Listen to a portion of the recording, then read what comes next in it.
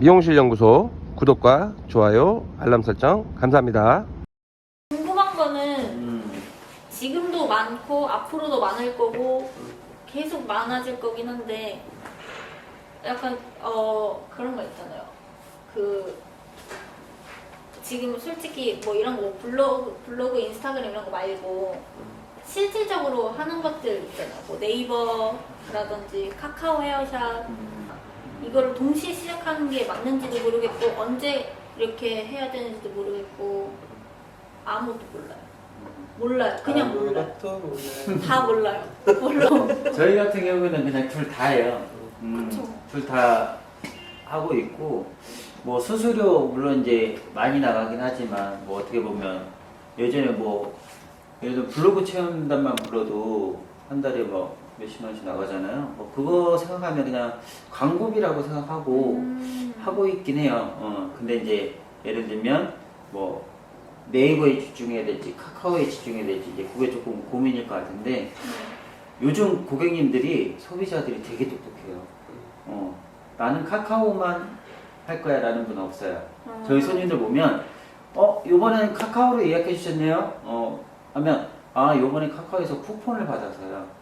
그런 분이 다음 달에는 네이버로 예약하고 쿠폰이 없으니까 네이버로 예약하고 그분들도 소비자들도 똑똑하기 때문에 그때그때 상황에 맞춰서 하기 때문에 굳이 어느 거에 비중을 실을 필요는 없어요. 근데 다만 이제 수수료가 조금 뭐 부담이 된다거나 뭐 사용하는 프로그램이 이제 거기에 맞춰지지 않았다라고 하면 결국에는 뭐 어쨌든 고객을 처음에 모으는 게 중요하잖아요. 네, 맞아요. 디자이너들도 처음에 매출을 많이 치기 위해서는 고객을 많이 모아야 되는 게 그러니까 첫 번째 순서인 것처럼 흐지부지 될까봐. 처음에는 모으는 그거 하나의 플랫폼이라고 생각하고 결국에 나중에는 굉장히 편하신 대로 그거를 고르면 돼요.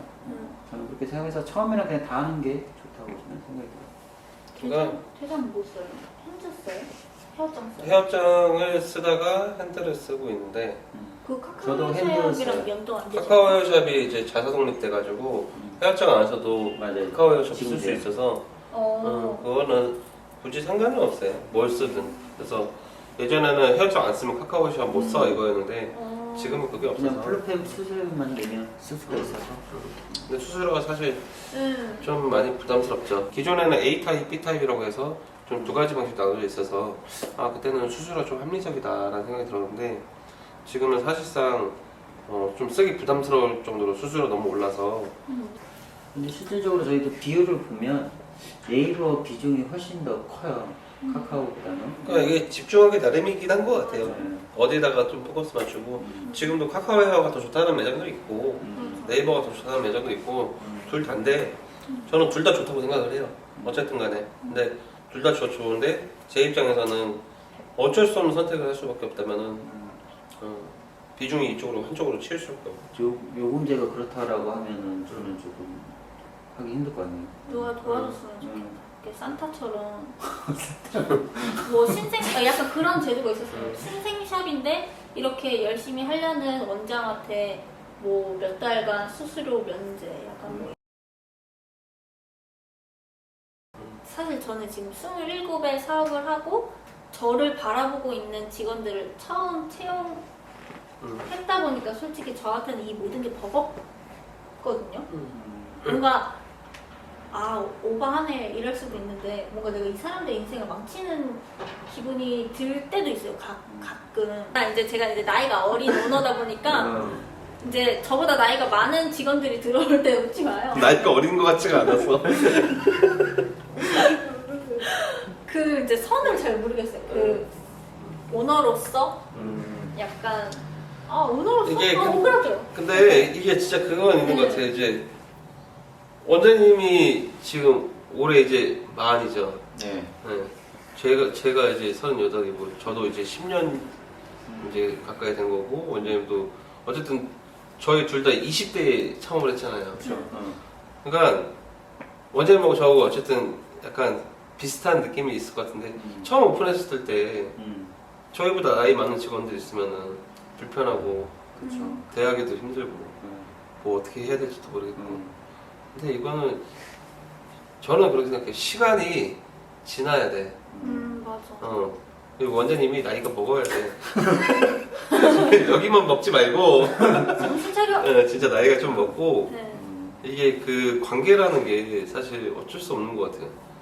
이게 나이가 벼슬은 아닌데 그 나이 때문에 불편한 게 너무 많아. 그래서 이게 참 그렇긴 한데 나이가 어릴 때 창업하신 분들이 똑같이 겪는 고충인 것 같아요. 그 선이라는 게 상대방도 지켜줘야 되고 나도 지켜야 되는 건데 그 선을 확실하게 계속 유지한다는 게 어려운 것 같아요. 그래서 결국에 오너가 직원들한테 대하게 편하려면 오너가 나이가 좀 많아야 되지 않을까. 진짜 많은 미용인들한테 해주고 싶은 얘기예요. 직원들이 아니라. 미용사가 인정 못 받는 이유가 있다고 생각을 해요. 이게 미용사들이 사실 인정 못 받잖아요. 그러니까 직업적으로 봤을 때 인정 받을 수도 있겠지만 못 받는 사람도 많아요. 그러니까 거의 저도 이제 결혼할 당시에 장인 장모님이 미용한다고 하니까 되게 조금 좀 불편해하셨던 걸로 알고 있거든요. 근데 저는 이게 직업적인 의식이 바뀌고 사람들한테 이 직업이 괜찮은 직업이라고 인정받으려면 요즘에 좀 인식이 많이 바뀌었지만 자기 직업을 진짜 좋아서 열심히 내가 노력해서 뭐 이런 거 말은 참 좋아요. 말은 이뻐. 막 내가 미용 너무 해보고 싶어서 했다. 미용이 너무 좋아서 뭐 어쩌고저쩌고 하는데 글쎄요. 이게 좋아만 가지고는 진짜 돈 많이 벌기 힘들고 좋아만 가지고는 이제 꾸준히 하기도 힘들거든요. 내가 이거 왜 해야 되는지 이유도 좀 정확히 알았으면 좋겠고 그리고 이게 저도 그랬고 여기 우리 구원원장님은 사실 어땠는지 모르겠지만 요미도 그렇고 살롱을 많이 옮겨 다녀보면서 느낀 것 중에 하나가 이직이 너무 쉬워요. 사실 이제 알잖아요. 한 군데 그냥 오래 있는 게 최고잖아요. 그냥 한 군데 오래 있어서 거기서 내가 거기 관리 열심히 하고 내가 열심히만 한다면은 굳이 창업할 필요도 없고 그냥 돈도 어느 정도 벌만큼 벌 수 있는 거고 저도 10년 전으로만 돌아간다면은 전 창업 안 할 것 같거든요. 솔직히 말해서. 저 지금 매일 꿈꿔요. 창업을 안 할 것 같아요. 솔직히 말하자면 창업 안 하고 그냥 우리 구원 원장님 같은 사람 밑에 들어가서 상주 그냥 이게 진짜 구원 원장님 밑에 들어가서 그냥 저 정말 열심히 일할 것 같아요. 저 미용실 그만두면 어떻게 써주시겠어요? 네, 알겠습니다. 진짜 열심히 일할 자신 있거든요. 그럼요. 오공 원장님 능력이 워낙. 진짜 그냥 내가 열심히 꾸준히만 노력한다면 돈 벌기 참 좋다고 생각해요. 그래서 세상에 좋은 직업은 없다고 생각해요. 저는 이게 부정적일 수도 있겠지만 좋은 직업은 없지만 돈을 벌 수 있는 방법은 많다라는 걸 저는 요즘 세상 깨닫거든요. 그래서 행복해하면서 뭐 즐겨라 뭐해라 전 이거 솔직히 납득도 안 되고 이해도 안 되고 인정도 안 되고 그냥 죽도록 열심히 해야 되는데 그거 왜 안 하는지 모르겠어요. 그러면서 현실 탓하고 남 탓하고 그거 좀 그런 것 같아요. 그래서 진짜 좀 열심히 사셨으면 좋겠어요. 미용하는 사람들이. 그래야 인정도 받고 하지 않을까 싶습니다. 좀 뭔가를 하나를 이렇게 이거 해야지 라고 뭔가 좀 정한 목표가 있으면은 좀 포기하지 말고 끝까지 해봤으면 좋겠어요. 제가 직원으로 있을 때 제 동기라든지 뭐 여러 사람들을 봤을 때 사실 안 되는 건 없잖아요. 뭐 그게 힘들 뿐이지 안 되는 건 없잖아요. 안 하는 거지. 안 하는 거잖아요. 그러니까 이게 나는 너는 제 방 많아서 좋겠다. 나는 제 방이 없네. 그러면 제 방이 많은 애가 뭐가 장점이지? 그거를 만약에 배웠어요. 나 이거를 해봐야겠다 라고 정했으면 이게 진짜 한두 달 말고 진짜 1년은 해야지. 네, 최소한 전 솔직히 그게 좀 서운했어요. 3달 만에? 3달 만에 그 관점이 바뀌었다고? 그러니까 그거를 내가 정말 그 그거를 딱 심었으면은 적어도 최소한 뭘 해봐야 될 거 아니에요. 이것도 해보고 저것도 해보고 그게 사실 저는 한두 달 만에 일어나는 일은 아니라고 생각하거든요. 그러니까 그거를 뭔가 좀 그게 원장님 뭘 말씀하시는지 알 것 같아요. 그거를 좀 시도해봤으면 좋겠다. 그러니까 직원일 때하고 오너일 때하고 가장 큰 다른 한 가지가 있어요. 직원은 그만둘 수 있어. 오너는 내가 뭐 갖고 힘들고 그냥 뭐 막말로 뭐 갔더라도 내가 그만두면 이 가게가 없어지거든. 맞아. 그렇잖아요. 그러면 실패고 맞아. 직원은 그만둔다고 그게 실패가 아니잖아. 맞아. 근데 오너는 그만두면 실패잖아요. 근데 그거 잘 알았으면 좋겠어요. 직원도 그만두면 실패해요. 함부로 그만두지 마시고 함부로 자기를 판단하지 말고 함부로 오너를 판단하지 말고 그냥 내가 뭘 해야 될까를 좀 알아야 될 것 같아요. 그 예전에 이거는 이제 좀 다른 번외 다른 말인데 네. 예전에 오보 원장님이 네. 그 해줬던 말이 있었었는데 어. 그거를 제가 창업하고 느낀 말이 있었던 것 중에 하나가 있었거든요. 제가 이제 어반트렌드에서 사고 말이세요. 응, 괜찮아. 어반트렌드에서 일을 했을 때 음. 제가 막 제 나름대로 매출이 올라가고 있었어요.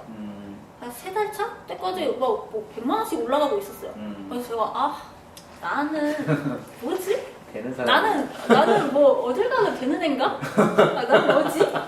난 뭐지? 라고 생각을 했어요. 근데 그때 이제 전체 회의 같은 걸 했는데 저는 이제 당연히 제가 칭찬받을 줄 알았어요. 왜냐면은 그 제 또래 동기들과 그 디자이너가 3명이 있었거든요. 저 포함. 근데 제가 매출이 높았거든요. 근데 다른 애를 칭찬해 주는 거예요. 그리고 저는 약간 좀 되게 뚱이 있었거든요. 아니 왜 내가 매출이 높은데 쟤를 칭찬해 주지? 그러서 이제 저는 이제 뭐가 문제인지 모르니까 분명히 문제를 지적했어요. 근데 저는 이제 인지를 못한 거죠. 그게 정확하게 문제라고. 그래가지고 저는 또 이렇게 또 열심히 단가를 친 거죠. 막 이렇게 막 뭐 뿔리듯이 막 하는 거 있잖아요. 객단가 올리기를 막 하기 시작한 거예요. 제가 이 매장의 그 가치를 그 고객이랑 흥정하고 싶지 않다. 이거를 그때 느꼈던 교훈을 바탕으로 한 건데 그때 이제 오원장님이 따로 저를 부르더라고요. 그 방에. 그래가지고 저는 이제 또 칭찬받는 줄 알고 이렇게.